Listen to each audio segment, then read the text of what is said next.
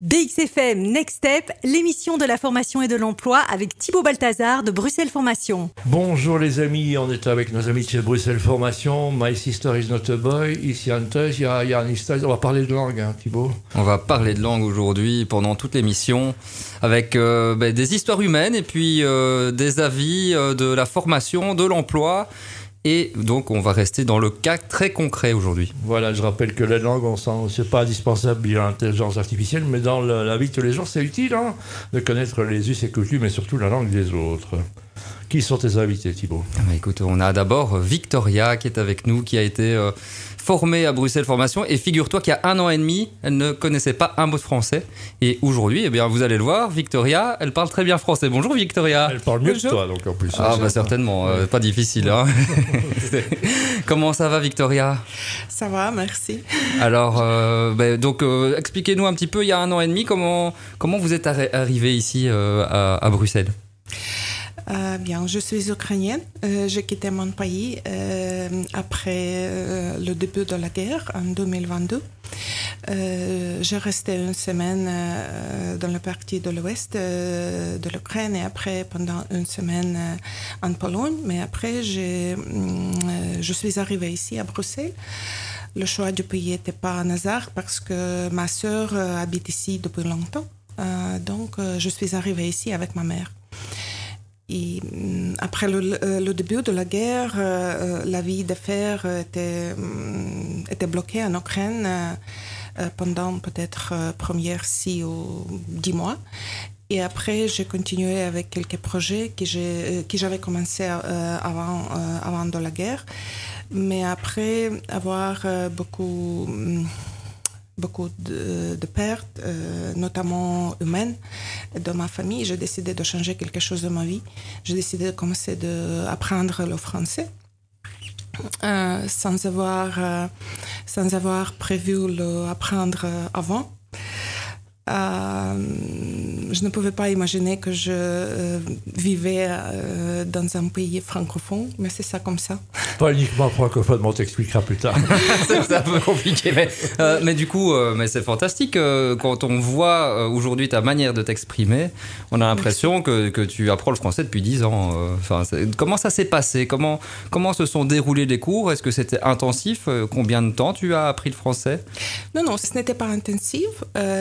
J'ai commencé comme débutante avec Bruxelles Formation en février 2024.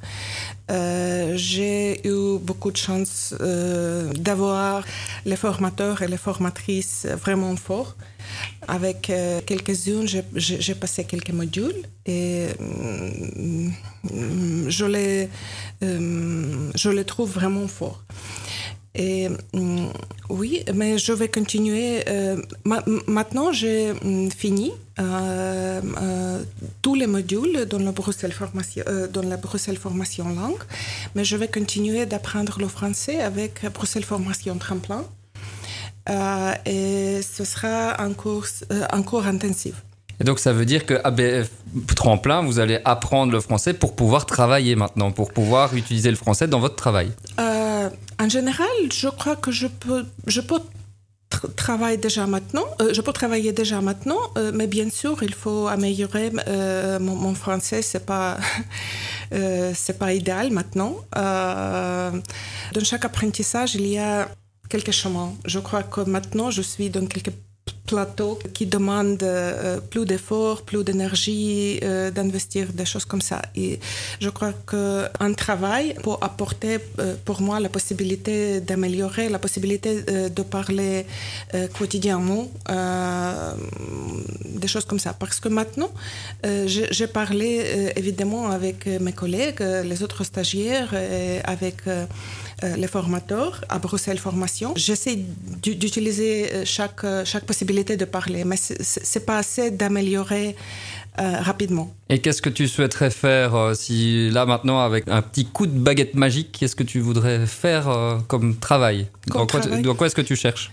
On cherche des ministres, hein, donc tente ta chance. Hein. J'ai travaillé comme directrice du marketing en Ukraine dans les entreprises européennes comme Bosch, comme Miele et Philips. Ah, carrément. Oui. Ici, j'essaie de profiter, peut-être de bien équilibrer les possibilités, les objectifs personnels. Et aussi les limitations qui évidemment existent ici pour les Ukrainiennes et pour les autres personnes.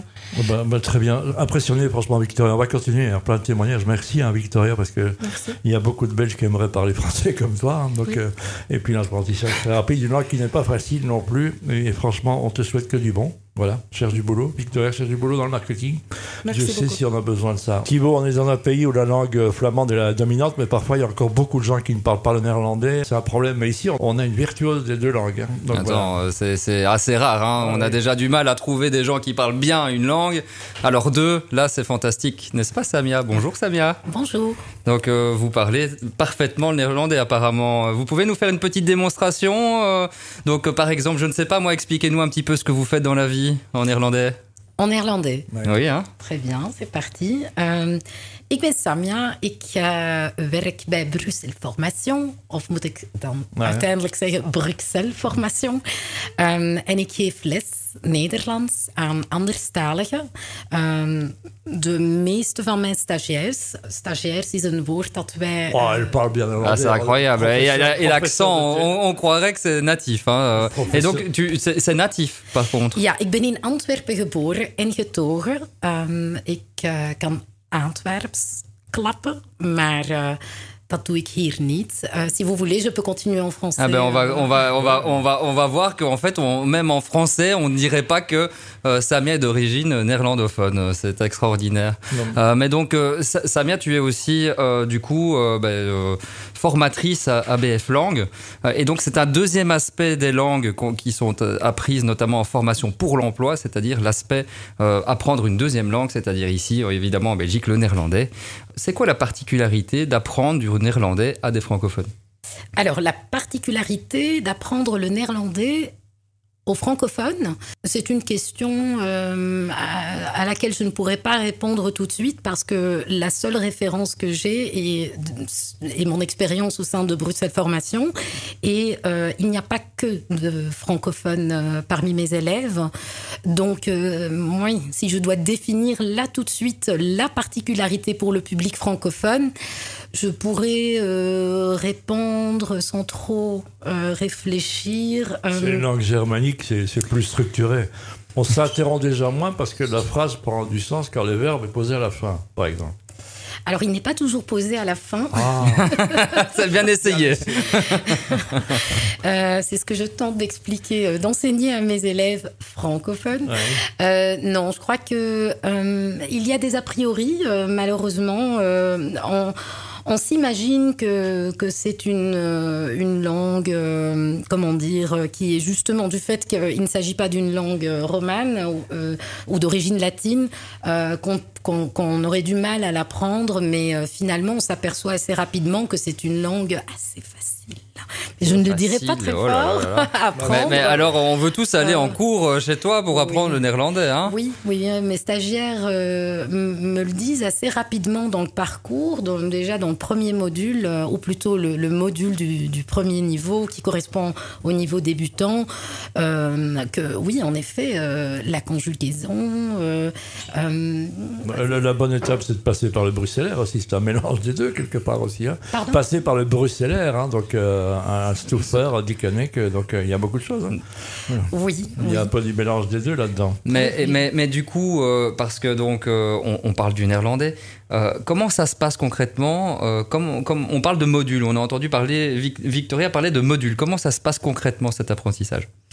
Alors, nos stagiaires, nos élèves, si vous préférez, peuvent s'inscrire à un module et le module correspond à un niveau. Donc, on pourrait s'inscrire en débutant et ensuite le module du débutant qui dure 7 semaines et ensuite on peut progresser vers le niveau supérieur, enfin le module supérieur, qui correspond à un niveau supérieur à 1, puis ensuite à 1.2. Et cette semaine, c'est le 2 jours, c'est le soir, c'est combien de temps par semaine? Alors, c'est du lundi au vendredi. Les cours se déroulent soit en matinée, soit l'après-midi, et c'est 4 heures de cours. Ah, quand même, c'est intensif. Ça veut dire que les gens stagiaires, c'est des gens qui sont en recherche d'emploi ou bien un statut spécial, c'est ça? Alors, encore une fois, il y a un peu de tout. Il y a des personnes, certaines personnes sont à la recherche d'un emploi, d'autres le font pour accompagner leurs enfants. Dans l'école? Non, oui. Mais un entrepreneur, il pourrait suivre les cours chez vous, par exemple? Alors, ça, ce n'est pas possible. Je vois Pascal qui veut de dire non, donc je dis non. Je ne connais pas les coulisses.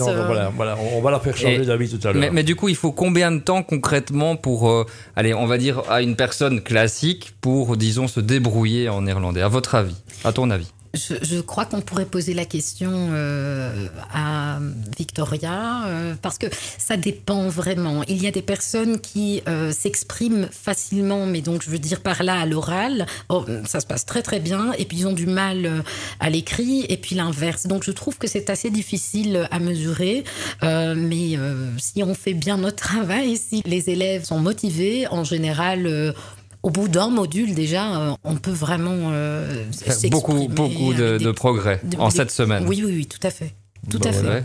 Mais c'est bien, on parle néerlandais, on va parler d'Actiris et on va parler de Pascal Fabre qui est avec nous, directeur de Bruxelles pôle, Formation. Formation.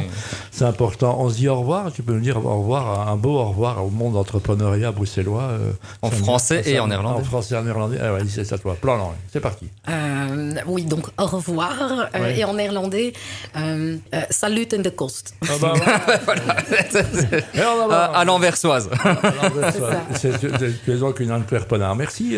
Samia, donc merci, on retrouve, c'est Pascal qu'on retrouve, et puis... oui, Pascal et puis Romain. Ah ben voilà, quel épisode fabuleux. Pascal est donc directrice de BF Langue. BF Langue est un des centres de Bruxelles Formation. Et à BF Langue, on a entendu le témoignage de Victoria qui a appris le français à BF Langue. On a entendu le témoignage de Samia qui donne cours à BF Langue. Et maintenant, on a la Big Boss avec nous. Donc voilà, c'est très impressionnant.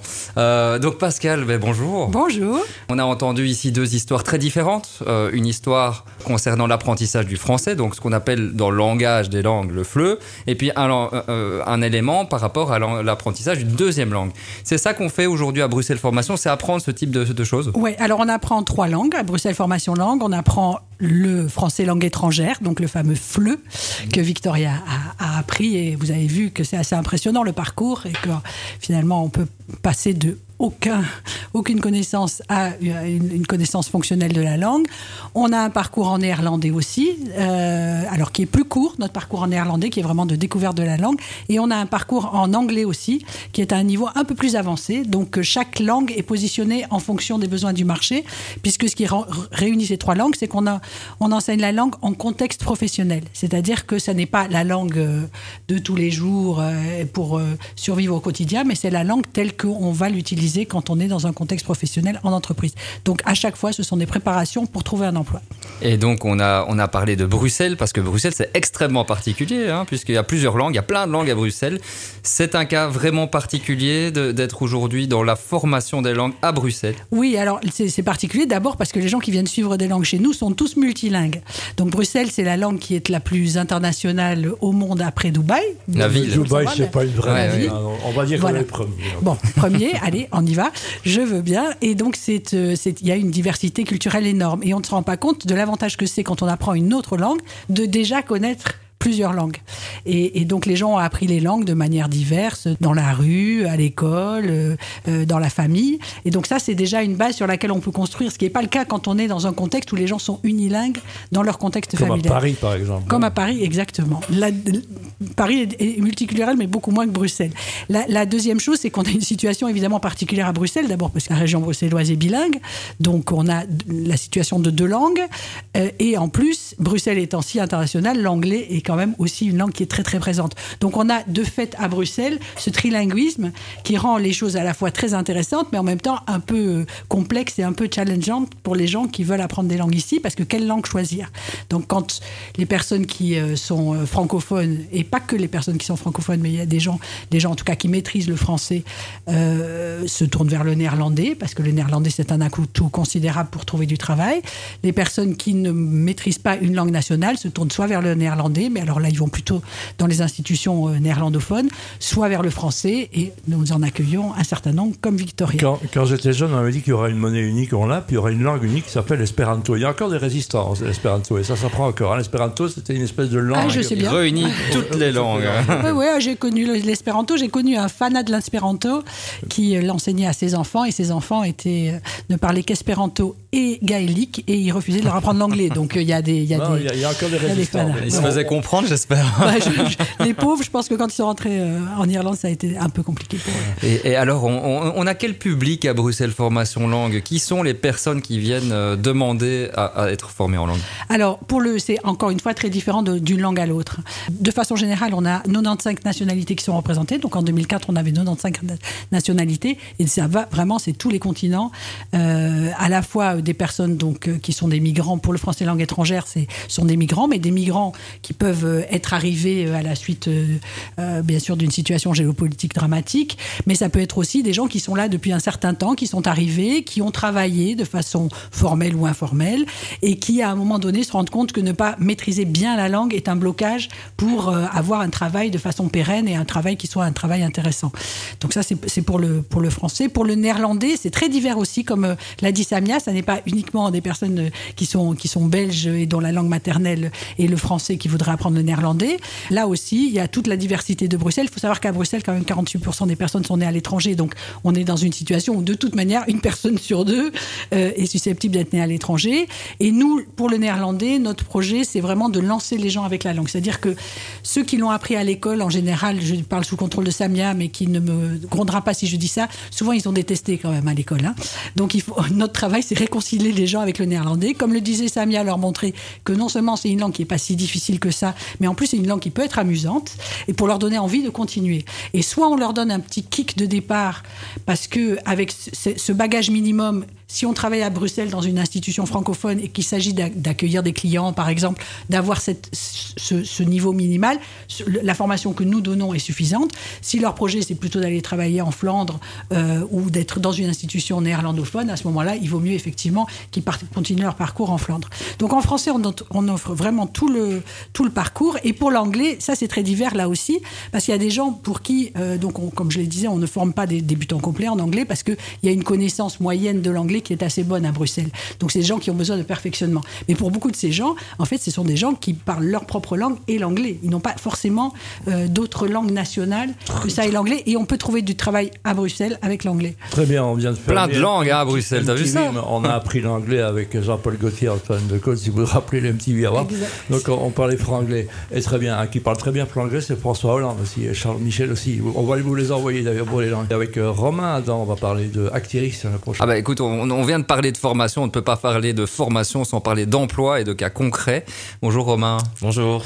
Donc voilà, vous avez entendu les témoignages de Victoria, de Samia et puis l'interview de Pascal. Qu'est-ce que vous en pensez, vous, déjà en tant qu'Actiris, en tant que formateur pour l'emploi, on va dire mise à l'emploi?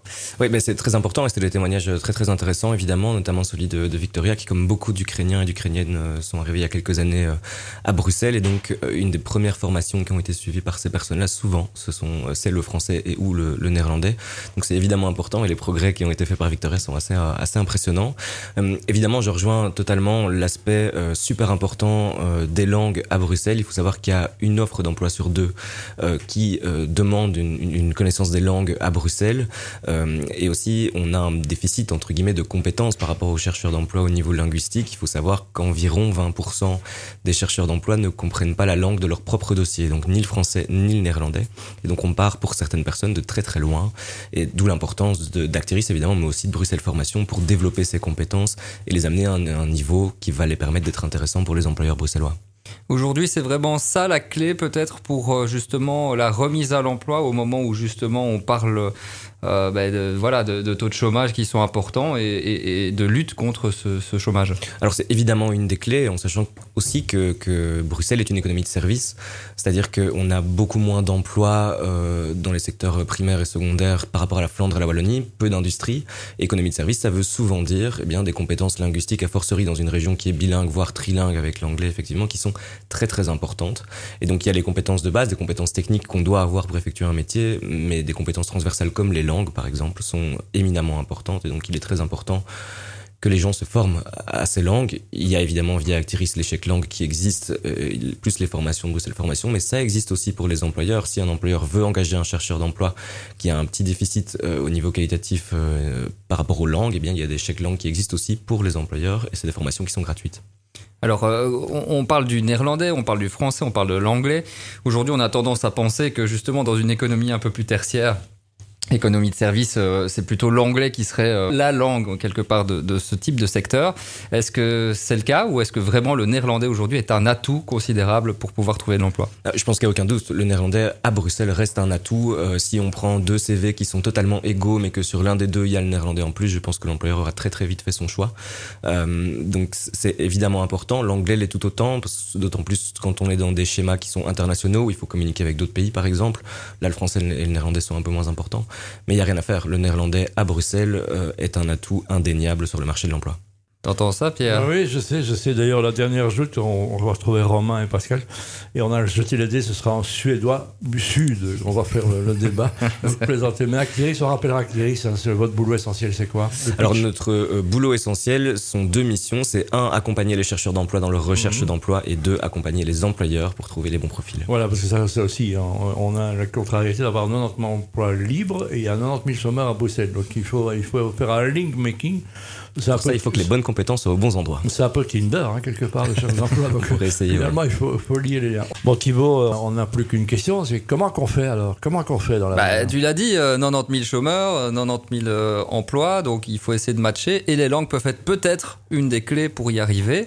D'abord, je me tourne vers Pascal, qui est de retour avec nous. Pascal, c'est quoi l'avenir de la formation pour les langues ? Comment est-ce qu'on peut aller plus loin pour répondre à la fois aux besoins des employeurs et répondre aussi aux besoins des chercheurs d'emploi ? D'abord, c'est de bien communiquer sur ce que c'est maîtriser une langue. Parce que ça dépend de l'emploi qu'on a, ça dépend du métier qu'on va faire, ça dépend de la situation dans laquelle on va être. Et on a l'impression que tout le monde doit être bilingue ou trilingue.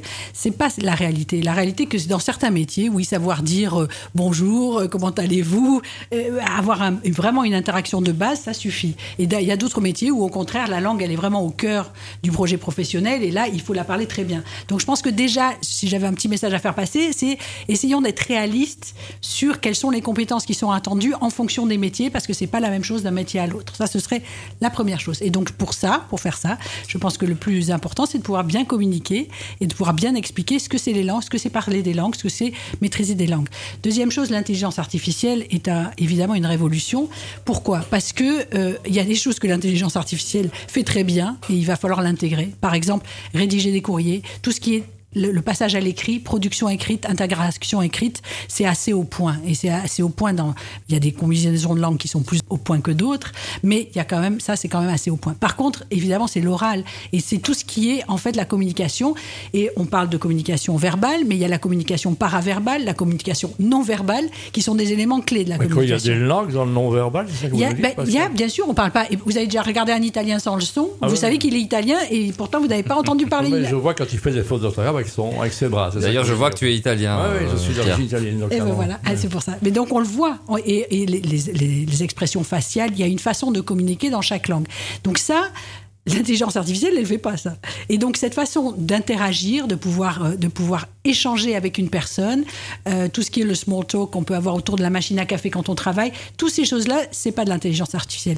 Donc, on va être de plus en plus dans les cours focalisés sur les compétences orales, parce que ça, ce sont des compétences qu'on ne peut pas tellement suppléer. Et par contre, sur les compétences écrites, je pense qu'on va avoir peut-être un peu moins d'exigence, parce que ça, l'intelligence artificielle peut être un appui qui est un appui considérable. Et le non-verbal, Actiris, on va faire semblant de comprendre, c'est ça?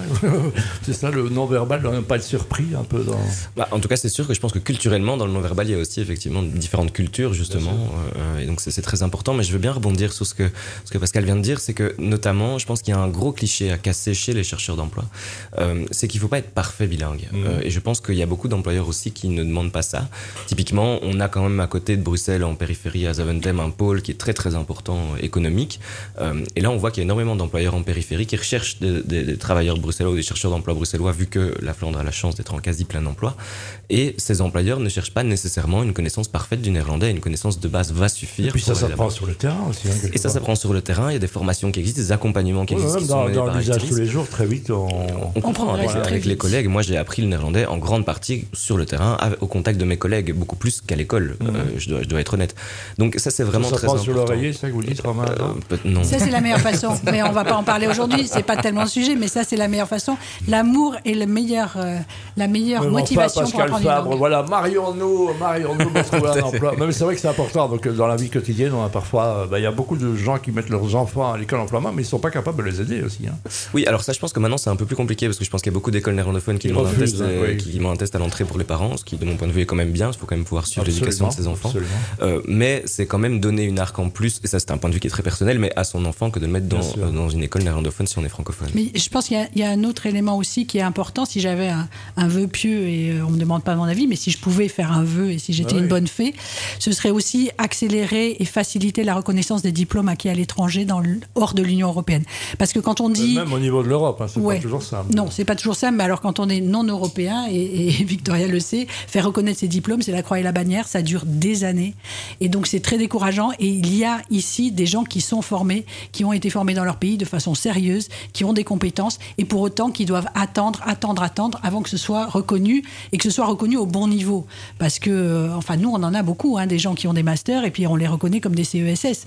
Il y a des chirurgiens qui sont maçons dans les rues de Bruxelles. C'est une très très grande problématique. Malheureusement, ça ne ressort pas c'est pas des compétences ni d'Actiris ni de Bruxelles Formation, c'est la Fédération Wallonie-Bruxelles qui gère ça. Oh là, comment on peut t'en toucher. Non, mais c'est effectivement un énorme problème. C'est pour ça que je dis si c'est un vœu pieux, si j'avais une baguette magique. Mais en proportion, il y a un gros pourcentage de chercheurs d'emploi bruxellois aujourd'hui qui ont un diplôme non reconnu, ce qui est une problématique. Thibaut, une dernière phrase. Juste peut-être à chacun d'entre vous, en très bref, quel message vous donneriez aux chercheurs d'emploi et à l'employeur en ce qui concerne cette problématique des langues à Bruxelles?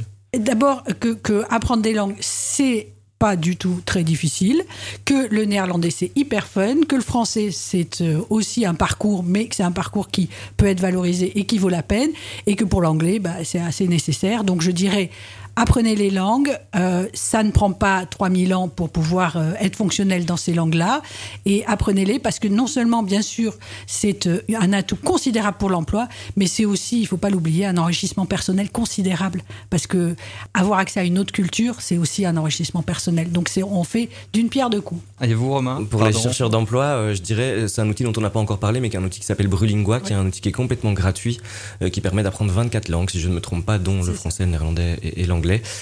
C'est gratuit pour tout le monde, chercheur d'emploi ou pas. Il suffit d'être domicilié en région bruxelloise, je pense. Et voilà, ça c'est la petite pub, mais c'est vraiment un outil qui est très intéressant. Je l'utilise personnellement et ça m'a permis aussi de beaucoup progresser. Et pour le reste, pour les chercheurs d'emploi et pour les employeurs, n'hésitez pas à contacter Actiris. Et dans tous les cas, on sera là et on fera le maximum pour vous aider. Regardez Netflix en version originale avec les sous-titres, ça aide aussi. Lisez les journaux étrangers, regardez la BBC. Bien sûr. Et on attend que tu apprennes l'italien, Pierre. Ça je fais. J'ai déjà les mains, mais merci beaucoup. On est obligé de conclure malheureusement parce qu'il est temps. Mais vous reviendrez en troisième semaine, Pascal Fabre, avec grand plaisir. Merci en tous les cas. Merci Thibaut. Merci beaucoup. Merci Pierre. À très vite. C'était Next Step.